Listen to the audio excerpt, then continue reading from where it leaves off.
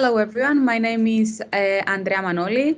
Today, together with Dr. Demetra, Loizou and Loizou, we will discuss about human trafficking and smuggling across the Green Line. Firstly, I will give the floor to Dr. Loizou to give the overall the image within the Republic of Cyprus, and then move on to Fezile to give us an image in the northern geographical part of the island. And then I will discuss briefly the impact of the Green Line on the phenomenon, and then smuggling, human smuggling across the Green Line. So without further ado, I give the floor to Dr. Demetra Loizou. Thank you very much for the introduction, Andrea. Let me share the screen to start with. Good evening, everyone. It's a pleasure to be here. Now, our presentation will discuss the state of anti-trafficking efforts in Cyprus, now highlighting key change in law and practice, while at the same time identifying issues of concern and in need of further improvement. Now, I will be focusing on the Republic of Cyprus, while my colleague Fezile will discuss the developments which have taken place in the areas not under the effective control of the Republic, as well as discuss key global trends pertaining to human trafficking. Now, before we proceed to the main part of our discussion, it is important to clarify and explain some key terms and definitions. Human trafficking is defined in the UN protocol to prevent, suppress, and punish trafficking in persons, which forms part of the UN Convention Against Transnational Organized Crime. And where can we find the definition? The definition is found in Article 3. Now, trafficking in persons shall mean the recruitment, transfer, harboring, and so on of persons by using specific means. And when we say means, we refer to use of force, threat, coercion, abduction, and so on. And this is done for the purpose of exploitation. And the definition also provides an understanding of what exploitation entails. Now, as it is evident from our definition, there are various forms of exploitation to which we will return to later on during the presentation, when we will discuss the different manifestations of human trafficking in Cyprus.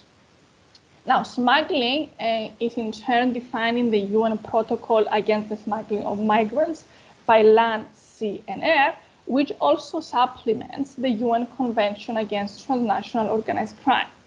Now, the definition is to be found in Article 3 of the Convention, and Andrea will discuss it in more detail later on. At this point, what is important to point out is that the protocol not only criminalizes the smuggling of migrants, that is the facilitation of illegal entry for profit, but also it covers related contact. That is, it includes enabling of illegal state by any illegal means, such as producing a fraudulent document to enable the smuggling of migrants. At this point, it is also very important to deconstruct, to break down the two crimes and explain in more detail what are their commonalities, what are their differences. Now, while the two crimes overlap, they are distinct and should not be used interchangeably.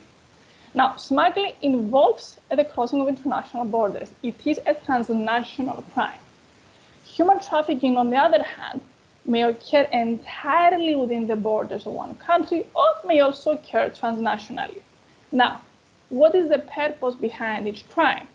Migrant smugglers act to obtain profit, financial or material benefit, while the purpose of trafficking in persons is the exploitation of the victim. Now, what is the place of consent here? Does it carry any weight? Consent is not an element of the definition of smuggling. It should be noted that in practice, however, smuggled migrants generally consent to be smuggled. Now, victims of human trafficking may consent to the act of exploitation, but consent is irrelevant if it is obtained by means such as coercion. Significantly, while exploitation is a purpose element of trafficking, it is not an element of smuggling of migrants.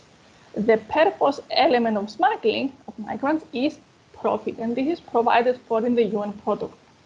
Now, with respect to trafficking, while profit is not a purpose element, in practice, traffickers likely aim to generate profit through their actions. Now, as opposed to trafficked persons, smuggled migrants are not classified as victims by the protocol. Importantly, however, both crimes may, or rather they are likely to endanger the lives and safety of the people concerned. But broadly speaking, the UN Protocol Against Trafficking in Persons grants a greater standard of protection by reason of what? Of the recognition of trafficked persons as victims of crime. Now, significantly, while the Protocol Against the Smuggling of Migrants aims to prevent and combat the smuggling of migrants, the term migrant, as opposed to, for example, the term refugee, is not defined under international law.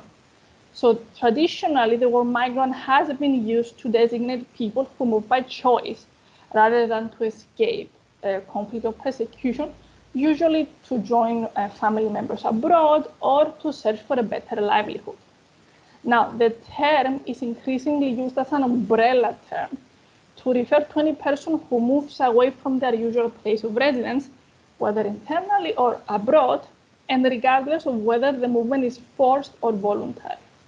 Now, the UN Refugee Agency recommends that people who are likely to be asylum seekers or refugees are referred to as such, and that the word migrant should not be used as a catch-all term to refer to refugees or people who are likely to need international protection. Relatedly, there is no clear agreed procedure to identify what we refer to as vulnerable migrants.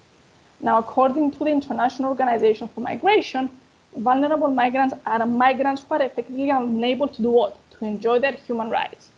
And they are at increased risk of violations and abuse and are thus entitled to heightened duty of care. Now, vulnerable migrants may include, among others, asylum seekers, refugees, and victims of human trafficking. Now, what is the situation with respect to the Republic of Cyprus? With regard to the Republic of Cyprus, important developments have taken place in the last decade, with the passing of a comprehensive anti-trafficking legislation back in 2014 being the most important among them. But let's take things in turn. Now, the key drive for positive changes in the Republic of Cyprus in the last decade or a bit more has been the existence of international standards against which the performance of the Republic of Cyprus has been assessed in terms of, okay, what it does in terms of anti-trafficking. Now, in this respect, international pressure, whether in the form of international reporting like the Greta reports or participation in regional organizations such as the EU and the regional courts case law, the most prominent being the ECHR, have provided the impetus for changes to the legislative and institutional framework in place in the Republic of Cyprus.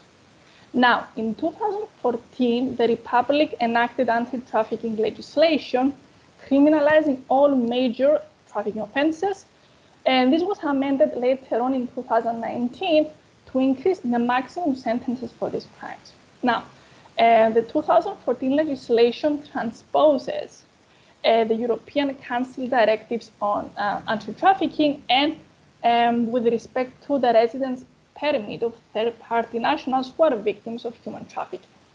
Now, the 2014 law is, among others, the result of international pressure following the ECHR's judgment in the Rantsev case in 2010, which we will discuss in a short while, and the first Greta report on Cyprus in 2011. Now, at this point, it is important to spend a bit of time on the ECHR case law.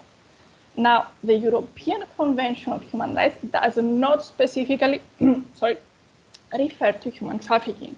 That said, the court jurisprudence has engaged with the human trafficking phenomenon, in particular in the context of Article 4 of the Convention, which is the provision which provides for the prohibition of slavery, servitude, and forced or compulsory labor. Now, let's start with the Siliadin case. Now, this case was significant for its general recognition of the modern phenomenon of trafficking in people. The case was decided at the same time as the Council of Europe adopted the Anti-Trafficking Convention back in 2005. Now, it was the first time that the court actually considered trafficking in human beings. Now, in the instance case, the court decided that the applicant had not been enslaved because although her employers exercised control over her, there had not been a genuine right of legal ownership which would reduce her to the status of a mere object. But it did conclude that the French criminal law at the time, which did not classify slavery and servitude as criminal offenses, had not protected her sufficiently, and that although the law had later on changed, it had not been applicable to her situation. Therefore, the court concluded that the applicant had been held in servitude according to Article 4 of the Convention. Now, since then, the Strasbourg Court has been again to examine the relationship between human trafficking and Article 4 in the light of the growth of human trafficking and the development of measures to combat this phenomenon. Now, in the Rantsev case, the victim's daughter died in, let's say, suspicious circumstances in Cyprus after she had been brought from Russia as an artist. Now, the court noted that it has rarely been called upon to examine Article 4, but emphasized the increased prevalence of human trafficking. Now, as the European Convention is, in the words of the court, a living instrument, the court considered that it was appropriate in the present case to examine the extent to which trafficking itself may be considered to run counter to the letter and the spirit of Article 4, such as to fall within the scope of the provision. And this was a very important finding on the part of the court. Now, the court noted that, like slavery, trafficking of persons is by its very nature an aim of exploitation based on what? On the exercise of powers attaching to the right of ownership, which basically do what? They treat human beings as commodities to be bought and sold at will. Accordingly, the court held that trafficking itself was prohibited by Article 4, and it concluded that there had been a violation on the part of Cyprus of its positive obligations arising under the article on two grounds. First, because of the Republic's failure to put in place an appropriate framework to combat trafficking as a result of the existing regime of artist visas, and secondly, the failure of the police to take operational measures to protect the victim's daughter from trafficking, despite circumstances which had given rise to a credible suspicion that she might have been a victim of trafficking. And there had also been a violation by Russia on account of what? Of its failure to investigate how and where Mrs. Rantseva had been recruited, and in particular to take steps to identify those who had been involved in her recruitment.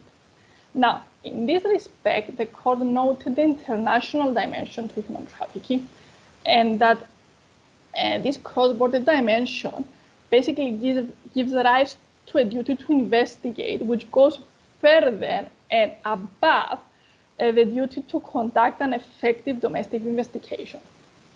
So the Rantsev case, in the context of Cyprus, it led to the abolition of the artist visa, which had been abused to traffic women into prostitution.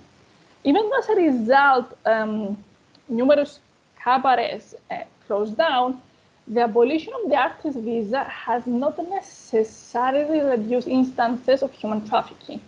Rather, sexual exploitation now reportedly takes place in private settings. Moving on, it will become obvious from the discussion that implementation or lack of effective implementation is a common problem in Cyprus, which results in what? In a discrepancy between the state of the law and what happens in practice.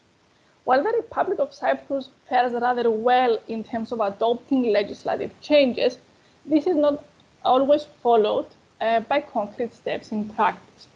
International monitoring and reporting have been instrumental in bringing about changes, but they cannot operate in vacuum. Their impact depends on whether they are ultimately supported on the ground by sufficient political will. The ability of state institutions to follow through any changes is often compromised by corruption, lack of transparency, and efficiency, which are fairly widespread in the Republic of Cyprus. Now, the Republic of Cyprus adopted in 2014 two pieces of legislation: the Prevention of Combating of Trafficking and Exploitation of Persons and Protections Law in the first place. Now, this law created new criminal offenses or revised existing ones, among them the crime of trafficking in human beings.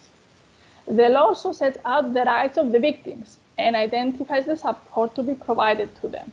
Support includes, among others, the operation of shelters and a reflection period, the duration of which depends on whether the victim is an adult or a child.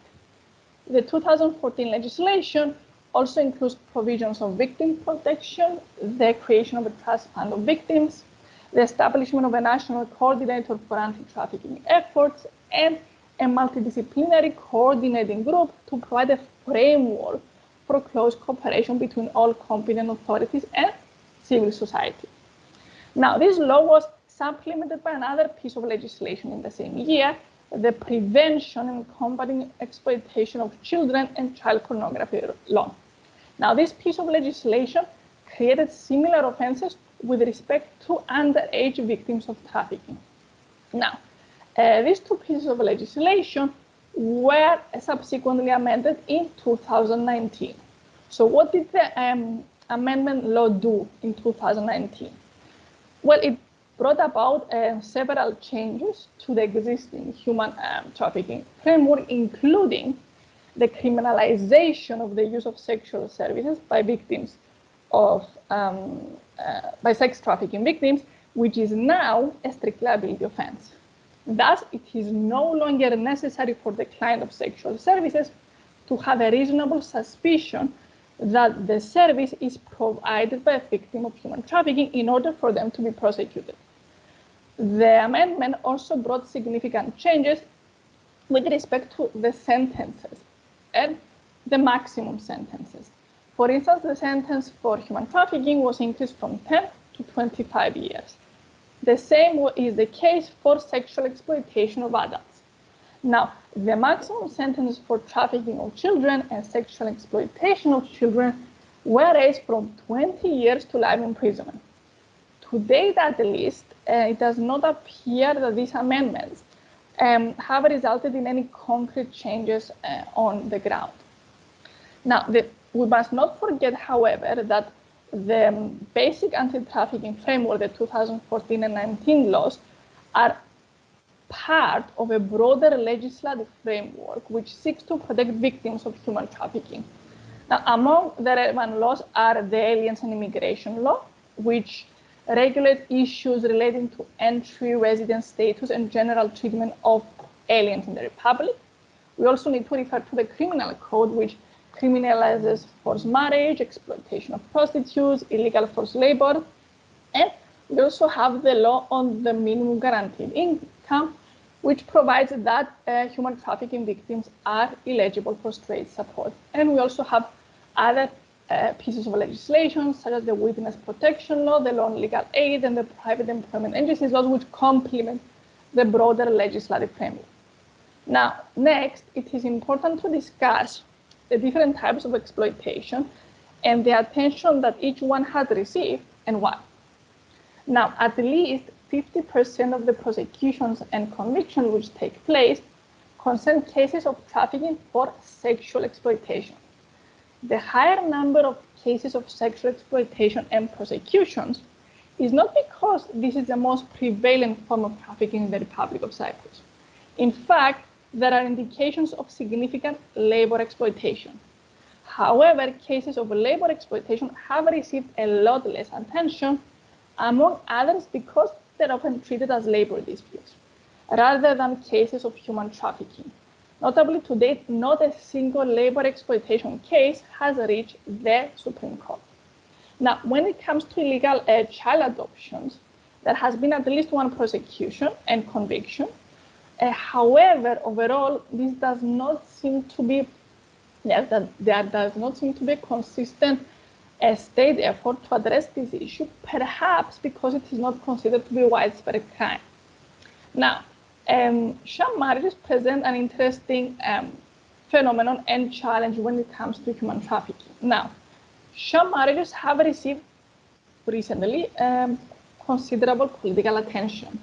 Now, less than a year or so ago, in 2020, amendments were made to the law on marriages and the law on civil union to increase the sentences for undertaking or participating in the undertaking of a sham marriage or civil cohabitation and for using forged documents to this effect.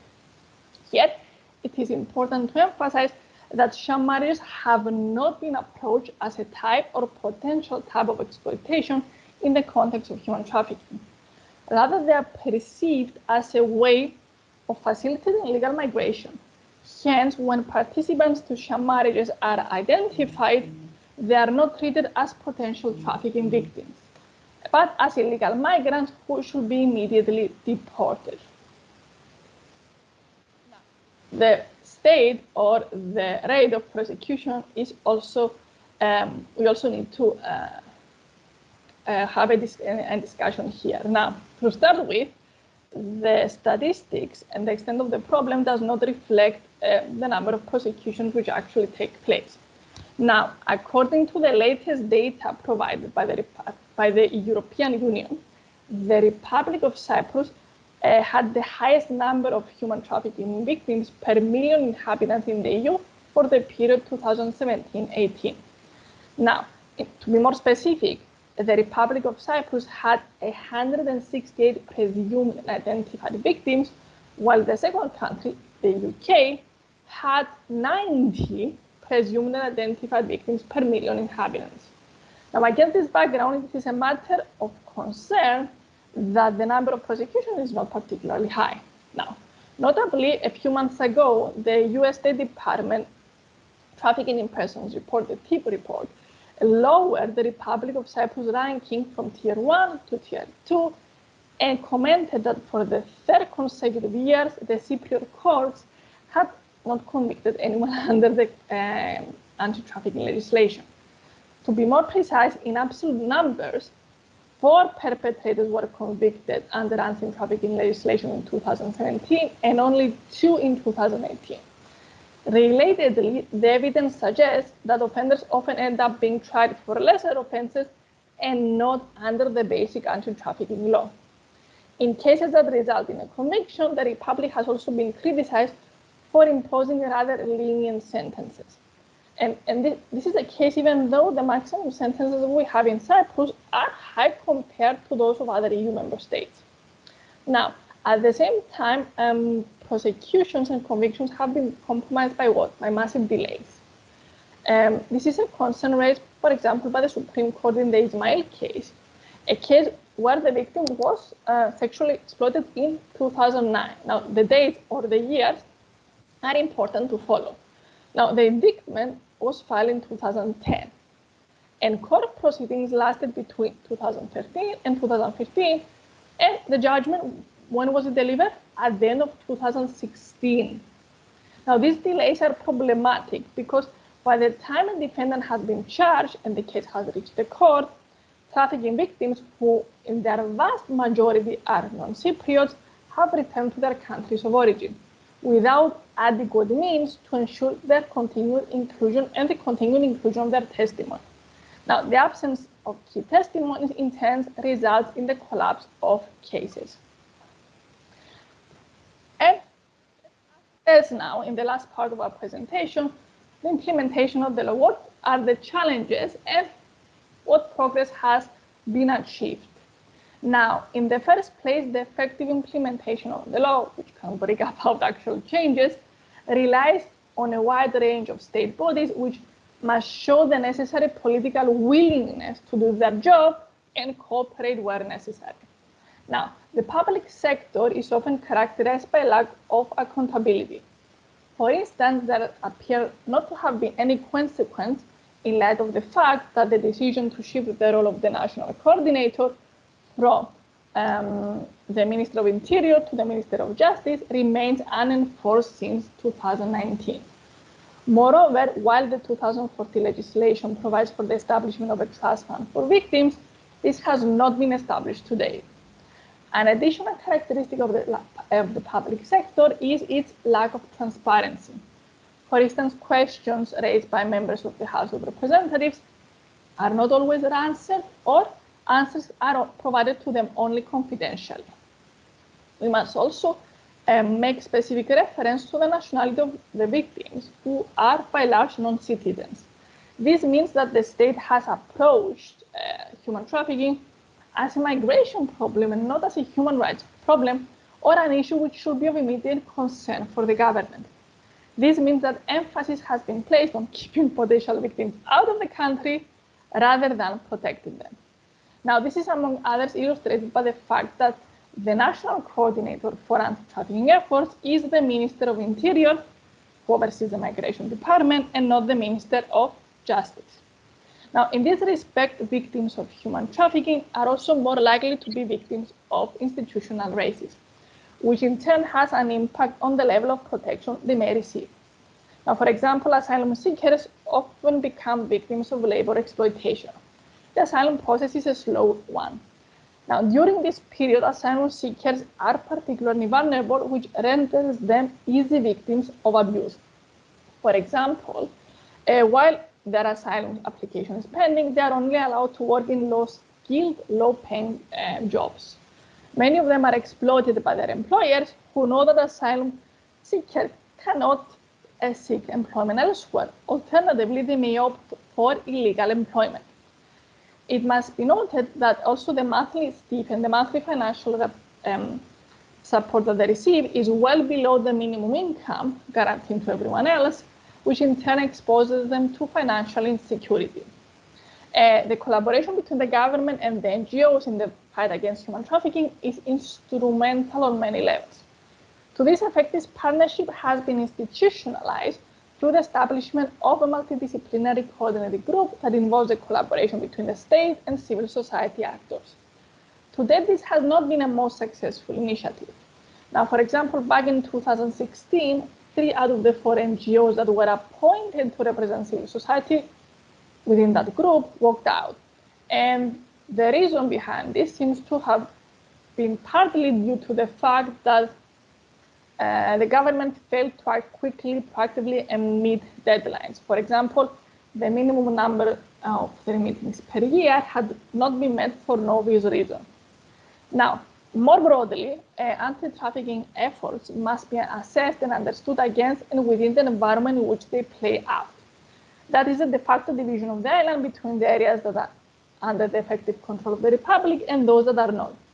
Now, as Andrea will explain, policing over the Green Line is hampered by significant challenges, not least the lack of meaningful and sustained cooperation by the authorities on each side of the divide. This has provided a fertile ground where various criminal activities are taking place, including human trafficking. Now, more recently, the COVID-19 pandemic has further exacerbated across the state institutions and at all levels delays and lack of effective implementation of anti-trafficking efforts in the Republic of Cyprus. Now, while no data are available on the impact of COVID-19, the restrictions put in place to curb the spread of the virus have unavoidably fed into existing problems.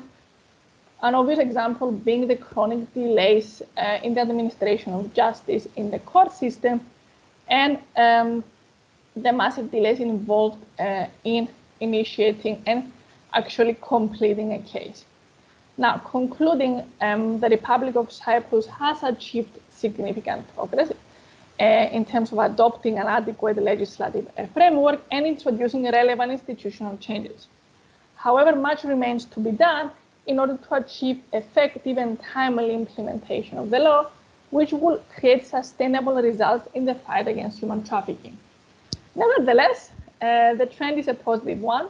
Over the last years, national action plans have become more detailed, a national referral mechanism has been set up, and the police anti-trafficking unit has become operational and acquired expertise in how best to handle cases of human trafficking.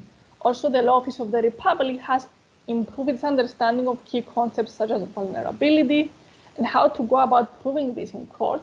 And there is also greater willingness by the judiciary to accept testimonies from victims without any other corroborative evidence, or to rely on expert opinions from psychologists. Significantly increased levels of expertise are contributing towards sustainable capacity building on the part of the authorities in terms of knowledge, expertise, even though serious concerns remain, among others, because of adequate allocation of staff and resources which must be dealt with. I will now give the virtual floor to Vezile to proceed with the second part of the presentation. Let me unshare my slides first. Hello, everyone. My name is Fezile, and I will talk to you about the global trends in regards to human trafficking, in terms of the profiles of the victims, types of exploitation, and the profiles of the traffickers, and then move into elaborating the conditions in the northern part of Cyprus in terms of the legal conditions and the conditions that human trafficking victims are facing in the field. So yeah, human trafficking trends and the context in the northern part of Cyprus. When we see the human trafficking trends, I got this from the UNODC last report on human trafficking, the global report. The report includes data and information from 148 countries in total. And it gives a very broad kind of understanding how this growing phenomenon, this international crime, is continuing to increase, grow, and change in terms of the methods that traffickers use and the profiles of the victims. So first of all, the types of exploitation that are identified in the report are sexual exploitation, forced labor, debt bondage, domestic servitude, organ removal, forced begging, child soldiers, and forced marriage. When we see the numbers of the cases and the portion for each type of exploitation, we realize that the sexual exploitation is 50% amongst all human trafficking cases, and it's the most frequent type of human trafficking. And the second one is forced labor with 38%. And the next one is the criminal activity, forcing someone into criminal activity. This might be related to drug trafficking, pickpocketing, or robbery. And this is 6%. And begging is 1.5%, forced marriage is 1%, and removal of organs are less than 1%. So these numbers, they tell us something, but we should bear in mind that sexual exploitation has been discussed globally much before than the other types of exploitation. And it has been also put forward in the report that the indicators of sexual exploitation are much widely known around the world, whereas forced labor or, for instance, criminal activity type of exploitation, the awareness level in terms of their indicators are lower compared to sexual exploitation. But it should also be noted that the numbers of forced labor cases and criminal activity cases are increasing, especially in the past 5 years, they have been increasing. And also the number of male victims, identified male victims, male and boys, are also increasing. So who are targeted by the traffickers? When we see the victims, when we split them into the genders of the victims, we come to the conclusion, according to the report, that amongst 10 victims identified in 2018, 5 of them were women and 2 of them were girls. And around 1/3 of the total victims are identified as children.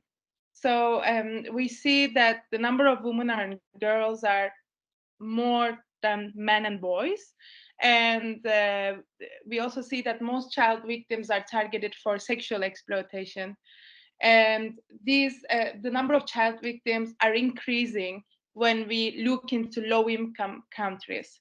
So when a country's income level drops, there is a higher possibility, a higher risk that child trafficking is happening there more frequently compared to other types of other victims. So child trafficking is more in low-income countries overall. And also there is an increase, as I said before, there's an increase in the number of identified victims, and most identified male victims are trafficked for the purpose of labor exploitation. And so the factors that traffickers are taking advantage of is also something that we should bear in mind. So how the traffickers manipulate or control their victims, and what are the main factors that they take into account to control the victims. So the first factor is the economic need with 51%. So in 51% of the overall cases globally, we see that the victims are the ones that are in economic need, facing with economic challenges in their lives. The child with a dysfunctional family is with 20%. This is also another factor. Intimate partner as traffickers, this is 13%. We see this mostly in sex trafficking cases, where the traffickers approach women and girls as if they are their partners, or they have a love relationship. So they try to create a bond between them and their victims, like a love relationship, to manipulate them. So this is mostly seen in sexual exploitation cases. And then we have the mental, behavioral, or neurological disorders. So this is also something that human traffickers are aware of, and they use this as a factor to manipulate the victims. And then we have the immigration status. This is particularly important when we consider the irregular migrants and their vulnerabilities. So when someone is an irregular migrant, this increases their vulnerability in relation to human trafficking. Human traffickers tend to approach the irregular migrants, since they are very vulnerable as they may face deportation, or they cannot go to the local authorities to ask for help because of their migration status. And they are foreigners, so they cannot really ask for their they feel like they cannot ask for their legal rights because of their immigration status. And this is something that human traffickers take advantage of. And then we have children that are deprived of parental care. Limited education or knowledge of foreign language is another element. And lastly, the physical disability is also a factor that human traffickers use. So we touched a little bit upon the profiles of the victims and the factors that the human traffickers are using to exploit the victims. But when we really think about the traffickers, I must say that there is limited kind of information in regards to the profiles of the traffickers compared to the profiles of the victims, but still we can come up with some conclusions from the data we have. So there are overall 4 types of traffickers. The first one is pretty straightforward, is individual traffickers. They work on their own. They manage their things on their own. And compared to the other types of traffickers that I will explain in a bit, they tend to harm or exploit less people because of their capacity in terms of human capacity and economic capacity, let's say. So individual traffickers are the ones that are exploiting relatively low number of people compared to the other types of traffickers. The second type of traffickers is opportunistic associations of traffickers. This is when traffickers that are working on their own come together and cooperate in some trafficking instances. So this cooperation is not regular, it's not systematic. So they just come together randomly for single cases, and then they speed up again. So we cannot really mention about a regular and systematic kind of cooperation between them. And the third one is business type of organized criminal groups. This is when we can mention the regular and systematic cooperation between traffickers. So we are talking about a criminal group that work together according to a system, and they do it in a sustainable, let's say, way. So they do it systematically together. These type of criminal groups are really dangerous. They tend to harm more people compared to the others, since they are large in number and they have more capacity overall. And the fourth type is governance type of organized criminal groups. These groups are the most dangerous ones, and they are not seen very frequently. This type of governance type of organized groups. The difference with these criminal groups is that in a country they can rule a territory or a location with coercion and force that they use. So they actually abuse people, threaten people, make them fear, so that they can control a land. And within that land that they control, they are mostly involving in multiple illicit markets. So not only trafficking most of the time, but they are involved with other kind of crimes too. So they have a large number of human capacity, and they have also the most power compared to the other trafficking groups, the criminal groups, because they really can control a place, a region, or a territory in a country. So according to the global data in the UNODC report, 1/3 of the traffickers are female and the rest is male. And the other thing that I want to mention, particularly also because agencies is a topic that we really discuss in the northern part of Cyprus, because it's mostly used by the traffickers as a method to access their potential victims. So, and this is also identified in UNODC's report as one of the keynotes in the global trends. And the presence of these agencies are dangerous because they work on behalf of the traffickers. They help the traffickers to access new potential victims. The report says that the agencies are found in a range of sectors, like economic sectors, including construction, fishing, agriculture, manufacturing, or cleaning. And mostly the small scale of traffickers, so probably the individual traffickers or opportunistic traffickers would tend to use agencies in order to approach the families living in different regions with financial difficulties, and to convince them to send their children to work abroad or for education purposes. And what do they do at the end is that they receive money from the families, they give them a lot of false promises, and put their children into debt bondage. Now I'll come to explain the context in the northern part of Cyprus in a bit, but it's very similar to what has been explained in this UNODC report. It's almost the same method that traffickers are using, and agencies are a significant part of this trafficking routine. So this is the second half of my presentation, the human trafficking in the northern part of Cyprus. As I said, I will go through the legal framework first, and then explain the types of exploitation we face here, and the context in general, the main challenges faced in general.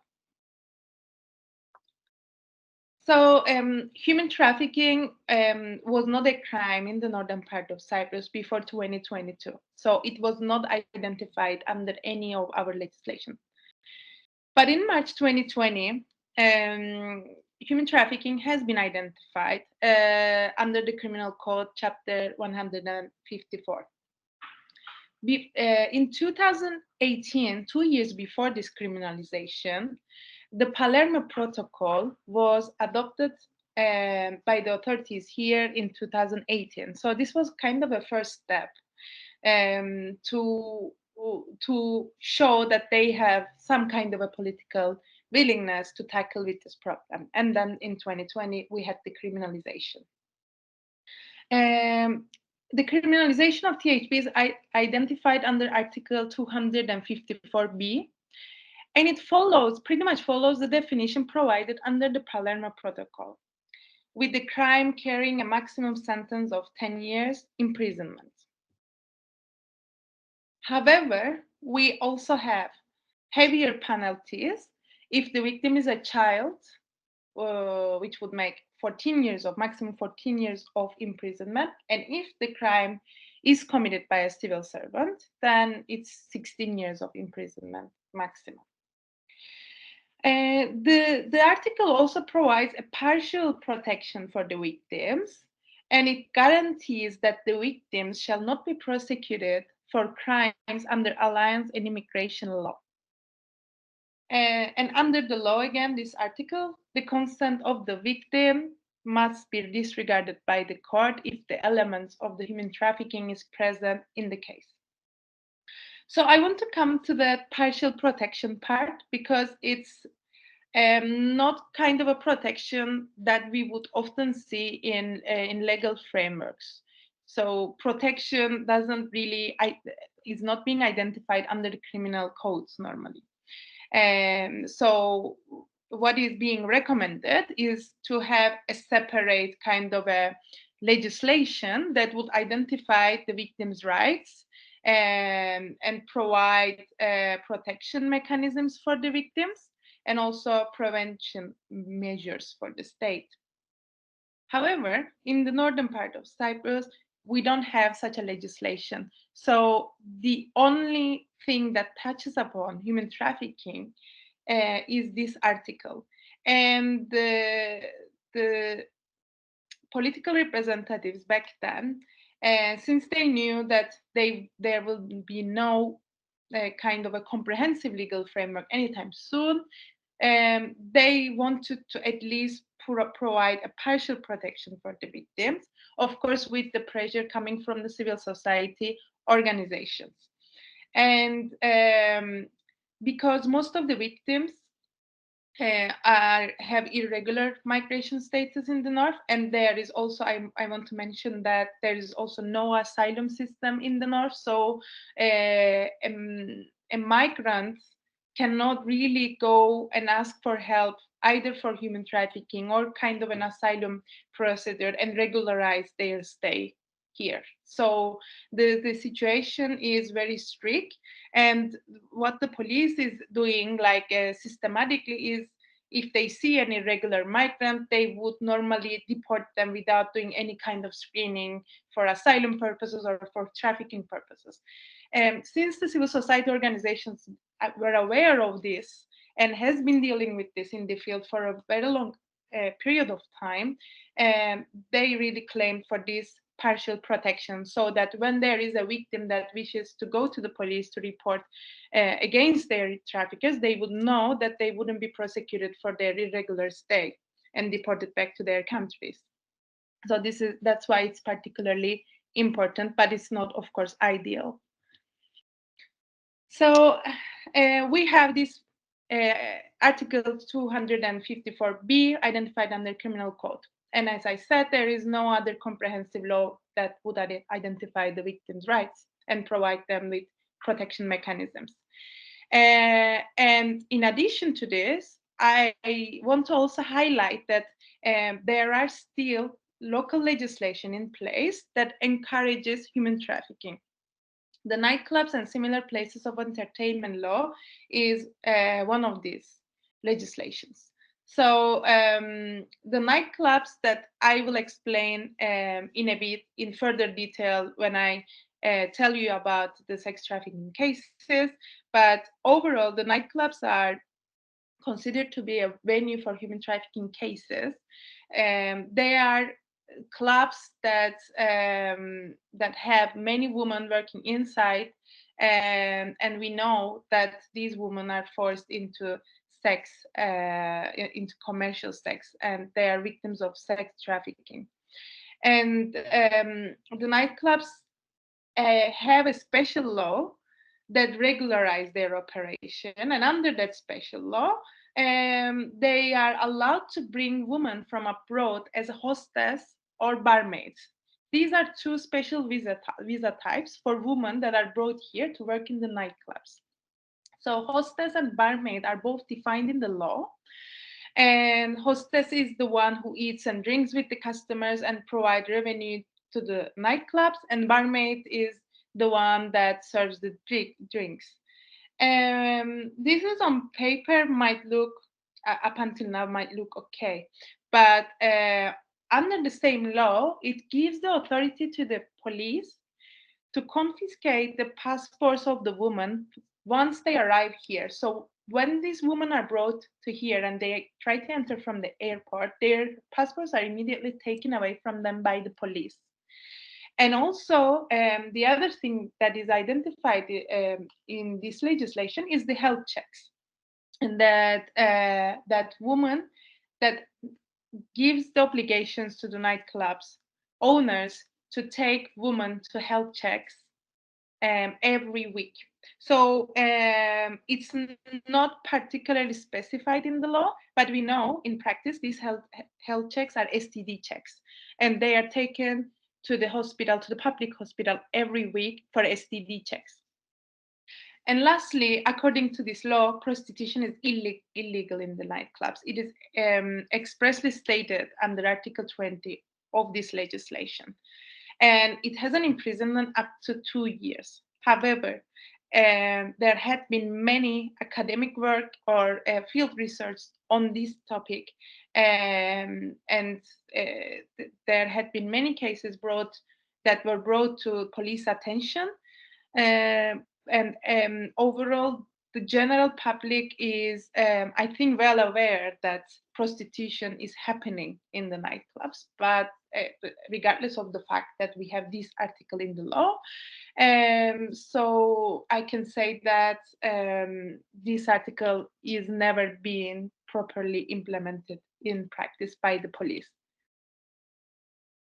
And the second law that puts human trafficking victims into danger, and also many migrant populations here in the north, is the Alliance and Immigration Law, Chapter 105. The Alliance and Immigration Law provides no articles in regards to human trafficking and screening of the victims. So, as I said in the beginning, if a victim wishes to go to the police and report against their human traffickers, according to the partial protection provided under the criminal code, they will not be prosecuted for their irregular stay in the northern part of Cyprus.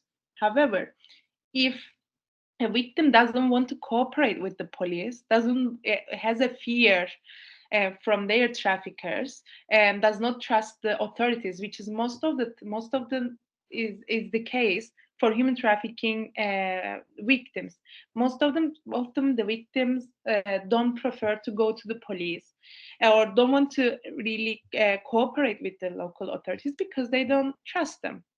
And the reason they don't trust the authorities is very understandable, since there is almost no rights provided to human trafficking victims, and neither in the law nor in the practice.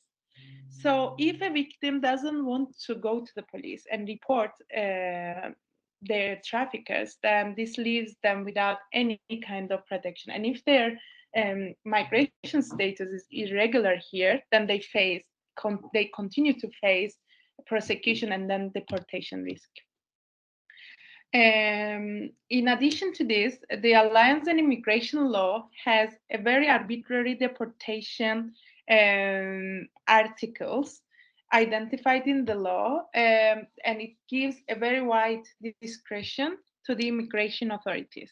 So immigration authorities can really, in practice, can really deport a migrant, whether they're irregular. If it's irregular, they can deport them without any screening or nothing immediately, and they do it every day. But even if they are regular, there are many articles identified under Alliance Immigration Law that gives a very wide discretion to the authorities. So it's not very difficult for them to deport a migrant within a day, let's say, and they use this power. So for these two reasons, the Alliance and Immigration Law is also a law that needs to be amended immediately. So the protection mechanisms, and as I said, there is no protection mechanisms provided to the victims in the northern part of Cyprus. So there is no comprehensive law on the rights of the victims. And when it comes to victim identification, again, under the article identified in the criminal code, this identification can be done by the police or the court. However, in practice, we have seen no guidance or any procedures developed by the authorities to identify the victims. So there is no simple set of guidelines that the officers can really implement in human trafficking cases. And most of the time, unfortunately, they don't even bother to identify the victims, even if they face with the victims. The shelter house and support mechanisms. There is no shelter house for human trafficking victims. The only place that only female human trafficking victims can be referred to is the Women's Shelter House of Nicosia Turkish Municipality. This shelter house is run by the Nicosia Turkish municipality by themselves. This is normally a domestic violence shelter only for women, but with our cooperation, with civil society's cooperation, they are also receiving human trafficking victims when there is a need, and when there is, then they have the sufficient capacity to do so. So they are the only, let's say, shelter that really help to human trafficking victims.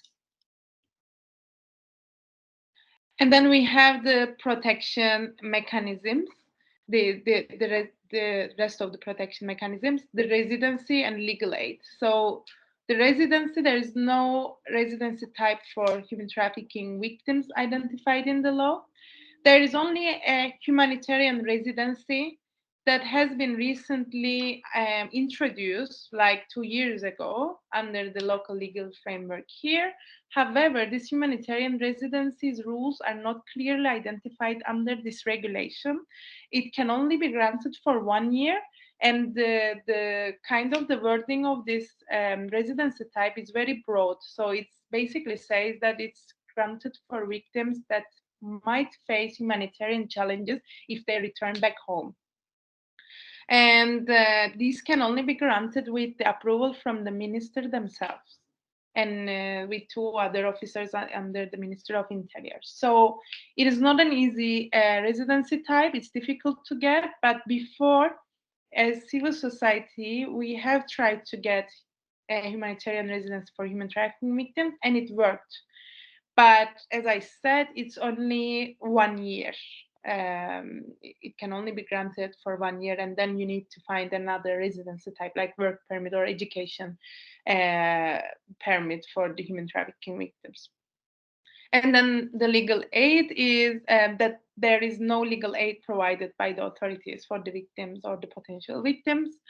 The civil society organizations from time to time have provided legal aid to the victims with the financial support received from the European Union. The Bar Association has recently completed such a project, and currently the Human Rights Platform in the North is providing this legal aid with the EU funding to the victims. And safe and voluntary return is, there is no such a program in place as well, and there is no referral mechanism that would really allow the partnership between the authorities and CSOs to identify the victims and refer them to support mechanisms. And when we look into the, so this is overall the legal side of the issue and operational side of the issue. And when we look into the cases, we see that in the northern part of Cyprus, there are 2 types of human trafficking cases identified. One is the sex trafficking and the other is labor trafficking. When I say this, I don't mean that there aren't other types of exploitations taking place. I assume that there are other types of exploitation actually going in place. And I must say that there are a lot of allegations about students, international students forced into criminal activities. But up until now, there are no cases reached to the civil society organizations or to the authorities apart from these 2 types of human trafficking, so sex trafficking and labor trafficking. So we have sex trafficking happening inside and outside of nightclubs. I want to explain nightclubs as a separate entity, because they really are, as a separate system, because their type of operation is a little bit different than other types of human trafficking routines, let's say. So I want to elaborate on sex trafficking through distinguishing between the nightclubs and outside the nightclubs. So firstly, when we mention about the nightclubs, we should say that they particularly involve systematic human rights violations, and they are potential venues for human trafficking. There are currently 27 nightclubs active, and as I said before, they bring women from abroad with short-term residencies that are granted for 6 months, and the residency types are hostess or barmaid visas. When we look to the victims of the nightclubs, they're mostly from these countries, so Belarus, Moldova, Morocco, Russia, Ukraine, and sometimes, not very often, but there are also victims from Armenia, Kazakhstan, Kyrgyzstan, Tajikistan, Turkmenistan, and Uzbekistan. We have seen, according to my observation, there is a little bit of increase in terms of these the last countries that I mentioned, so Kyrgyzstan, Tajikistan, Turkmenistan. I think there had been kind of an increase in the numbers of women being brought here to work in the nightclubs. But Belarus, Moldova, Russia, these were all the time. So from the beginning until these times, these are the top 3 countries that victims are coming from.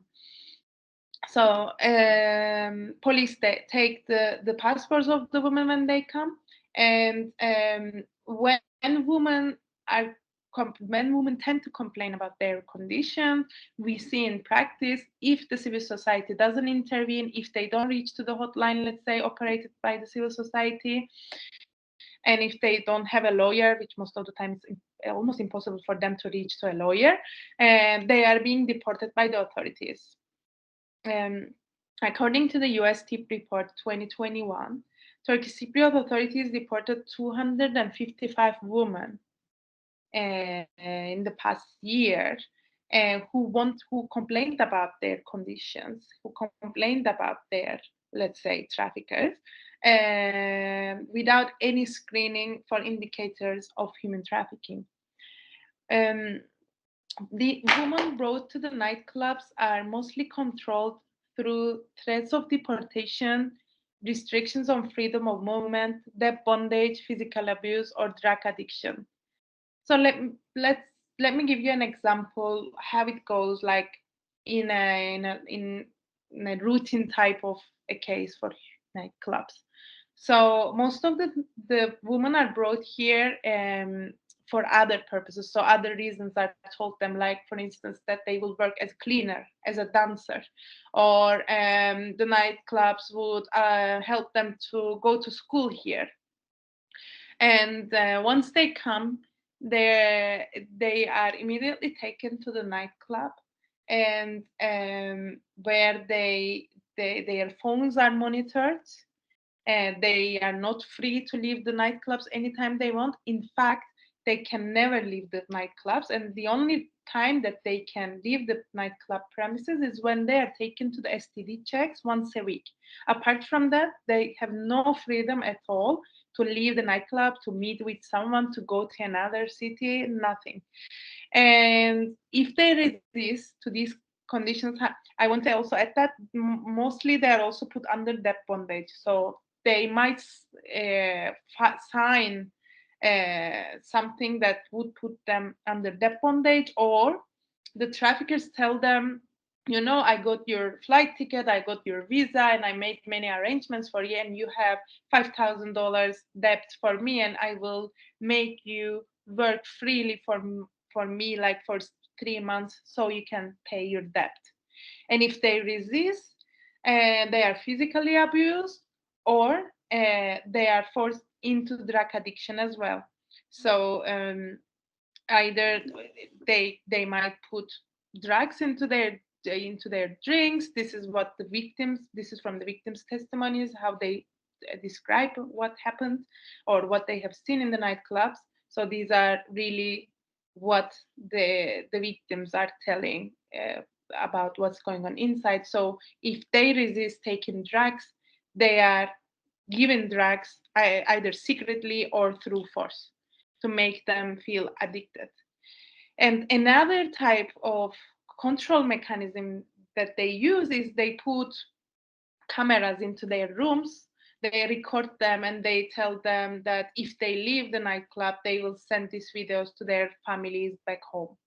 So this is also a kind of emotional pressure or manipulation that they are using. So it is assumed that around 1,000 women are exploited in these nightclubs each and every year. So because these visa types are for 6 months, so after 6 months they are taken back to their countries, and they can only come back to the northern part of Cyprus after 2 months.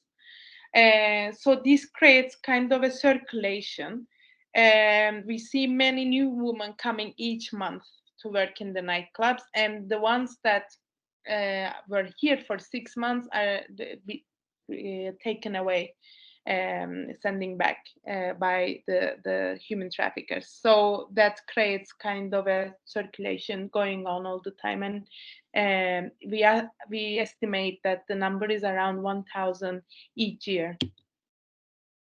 And the sex trafficking outside the nightclubs are relatively less known, but we see an increasing trend in these kind of cases. So mostly the women are brought here with student permits. So the agencies that work with the traffickers go to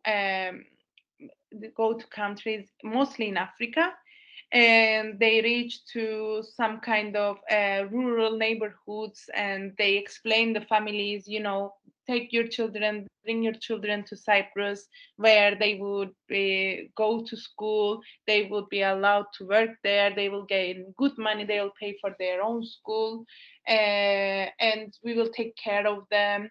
And this kind of lies that they tell to the families, and they sometimes take money from the families, most of the time, like $3,000, $5,000, by saying that they need to arrange the flight tickets and the school arrangements and everything.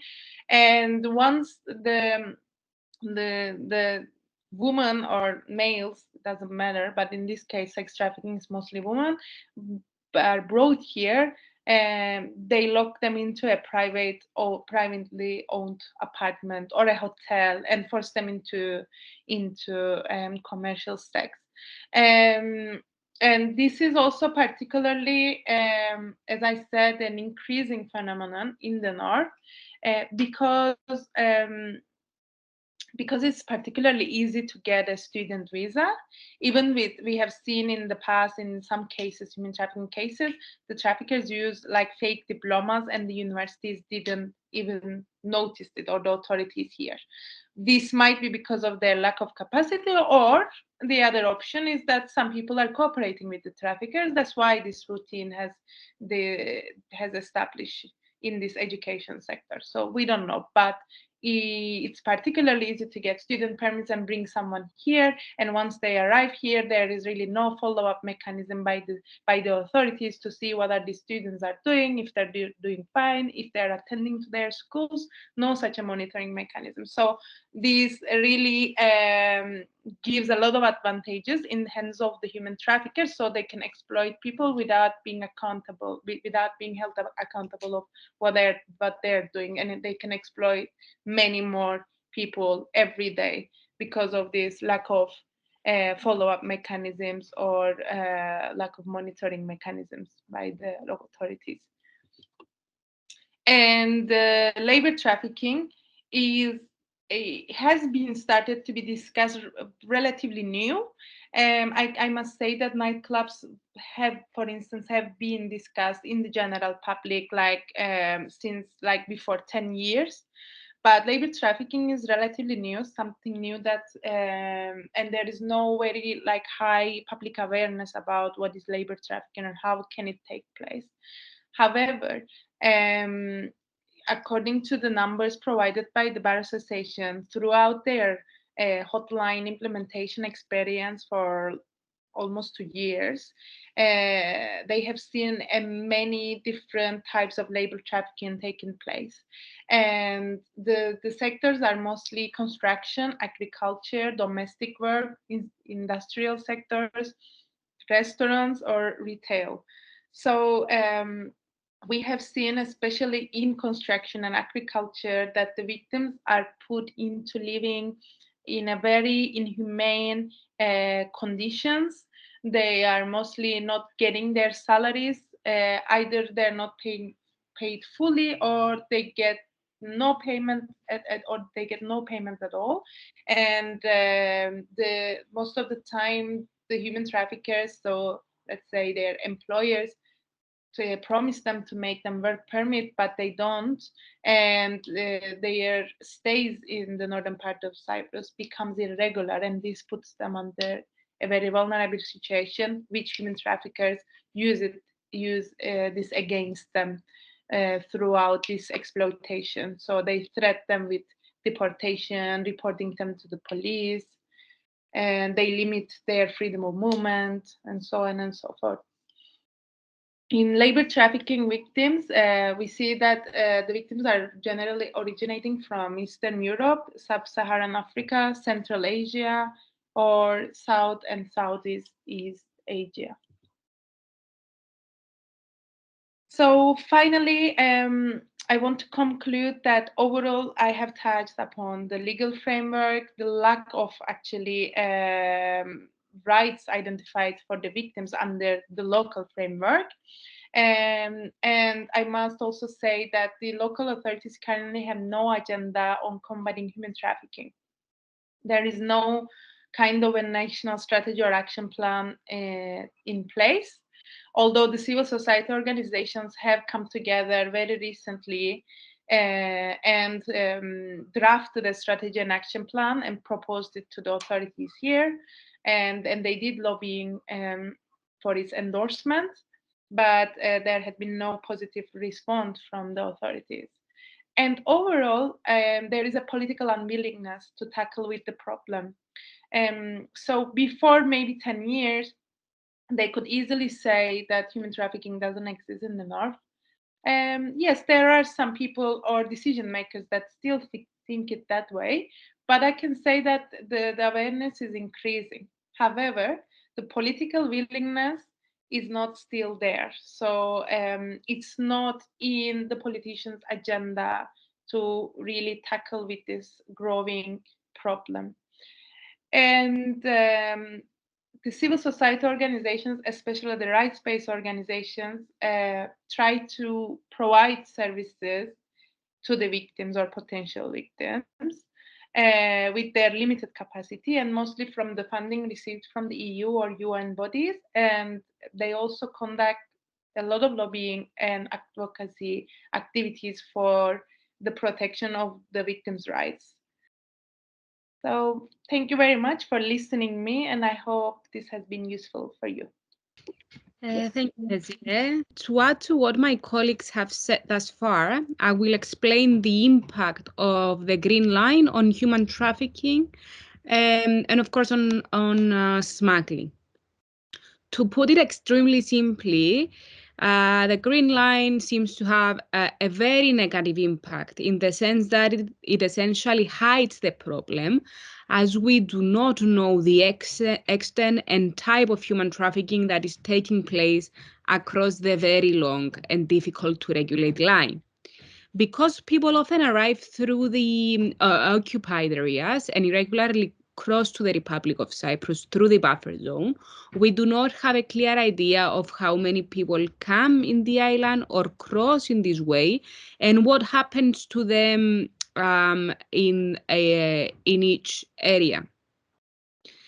Its existence also exacerbates the problem just because of what I just said. That is, essentially, the line is largely unpoliced.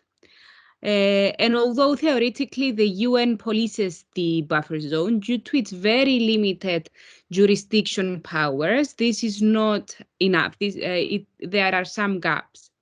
This creates a fertile environment for criminality to flourish. Another issue that was identified is the lack of cooperation and communication between the law enforcement agencies on the two sides of the Green Line. Now, there are specific forums for communication in this respect, one of which is the Joint Communication Room, which facilitates communication between the agents, although with regard to human trafficking, this has been very limited.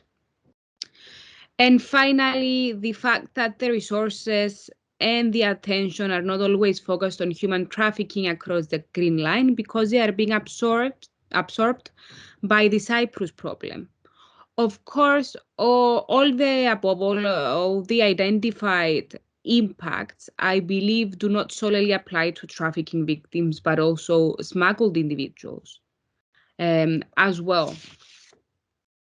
Human smuggling and trafficking are often confused, though the two crimes are very different, and understanding their differences is essential not only for legal purposes, but also regarding protection and prevention. Human smuggling involves the provision of a service, typically transportation and fraudulent document to an individual who voluntarily seek to gain illegal entry into a foreign country. It is possible, of course, the crime may start out as human smuggling, but quickly turn into human trafficking. In Cyprus, human smuggling is usually associated with migrants, and as there are different de facto and de jure jurisdictions in Cyprus, it is easier for them to pass from these cross points and zones. For example, or maybe through the buffer zone, to put it better.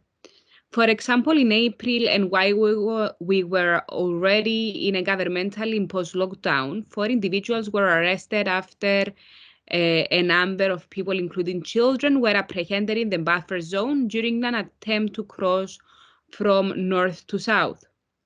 To draw further the picture in Cyprus, the House Affairs Commissioner Ylva Johansson said in September of 2021 that the latest figures show that virtually all migrants in Cyprus rely on criminal rings, while the Ministry of Interior, during a joint press conference with the Commissioner, attributed the phenomenon to the inability to exercise effective control of the Green Line. In Cyprus, and up until the end of September 2021, there has been a rise in arrivals of some 47%. In numbers, this is 6,026 arrivals that were reported at the government control areas, 5,413 after having crossed the Green Line, and 613 directly by boat, compared to approximately 4,100 arrivals through the Green Line and by boat in the same period in 2019. The country of origin with the highest number of arrivals was Syria. Upon their arrival, irregular migrants usually apply for international protection. The 2020 report by the Cyprus police states that almost all the migrants apprehended in the government control areas, after having irregularly crossed the line, had previously arrived in the northern part of Cyprus from Turkey. The Cypriot police was able to identify persons primarily through information included in their travel documents and statements by the migrants concerned. The Turkish Cypriot community confirmed that efforts had continued in the northern part of Cyprus to prevent irregular migration. In 2020, 2,147 persons were refused entry into the de facto areas, and 1,162 persons who had been apprehended within the northern part, were deported. Representatives from the two communities met with the bicommunal technical community on crime and criminal matters under the UN auspices. As an extension to this committee, the two communities continue to use the joint communication room, which, as I said at the beginning of this presentation, provides a forum for the exchange of information on criminal matters. And in the course of reporting period, the exchange of 7 criminal suspects between the two communities was facilitated by the joint communication room with the support of UNFICIP. Of course, the phenomenon of smuggling of persons does not only affect the Republic of Cyprus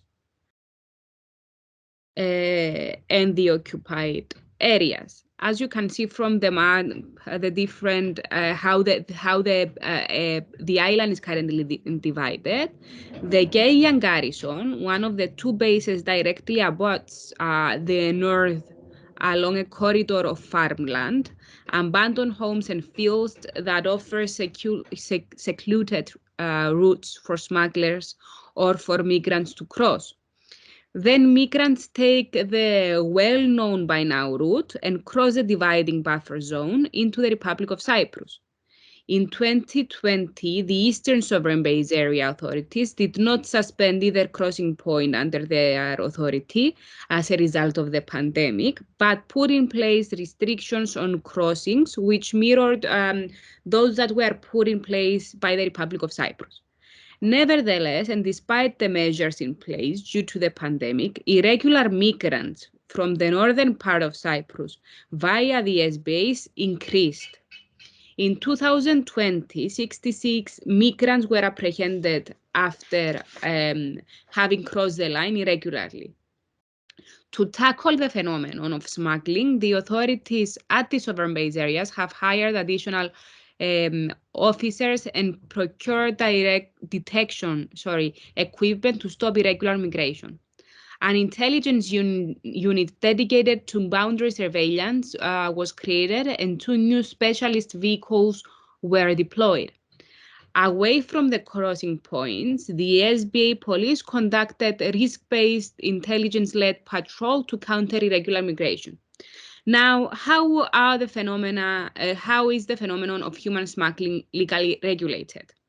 This is done through the United Nations Convention Against Transnational Organized Crime, which is the only global legally binding instrument against transnational organized crime with 190 signatory parties. It aims at assisting states in translating their commitments into actions.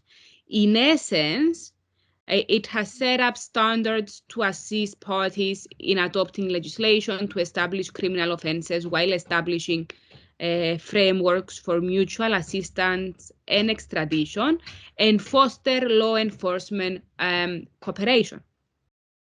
The convention contains 3 protocols, as you can also see from the slide.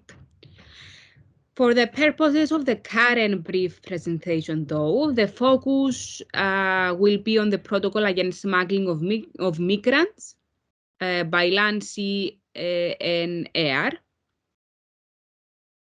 which came into force on January 2004 and deals with the growing problem of organized criminal groups who smuggle migrants, often at high risk to the migrants and at great profit for the offenders. One of the major achievements of the protocol was that for the first time globally, it introduces and developed an agreed definition of smuggling of migrants.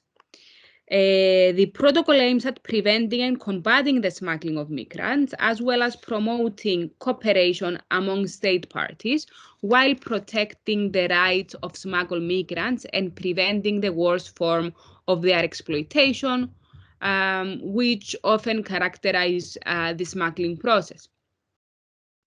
Now, to put all this within the Cypriot context. Through the database of the Cyprus Bar Association, one can see that the convention and its protocols are widely used in cases of smuggling. The convention was ratified by Law 11.3 of 2003, and Articles 3 and 6 of the protocol providing for smuggling of migrants supplement Article 20 of the Cypriot Criminal Code, which provides for participation in offenses.